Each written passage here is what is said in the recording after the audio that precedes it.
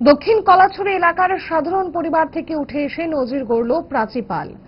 Kamalpur government English medium Vidyajyoti স্কুলের ছাত্রী প্রাচী পাল CBSE পরীক্ষায় 500 এর মধ্যে 490 নম্বর পেয়ে রাজ্যে সম্ভাব্য প্রথম স্থান অধিকার করেছে।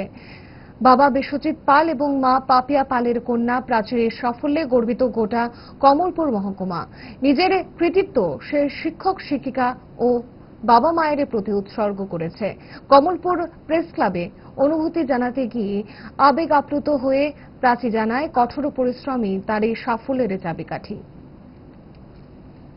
আমি প্রাচী পাল, আমি Kamalpur government English medium class 12 স্কুলের পড়ি।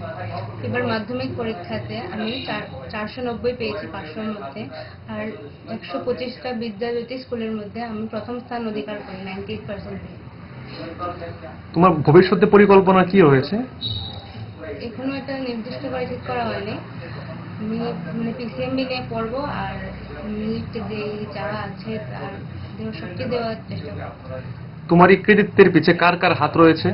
প্রথমে তো আমার মা বাবা, আমার স্কুলের শিক্ষক শিক্ষিকারা এবং আমার গৃহ শিক্ষকরা, আর আমি অনলাইনে কিছু নিয়েছি। তোমার অন্যান্য ছোট ভাই বোনদের জন্য কি বার্তা দেবে? সেলফ স্টাডির উপরে একটু জোর দেব, আর কনসেপ্টের ভিতরে যে পড়াশোনা, মানে ডেপথে পড়াশোনা।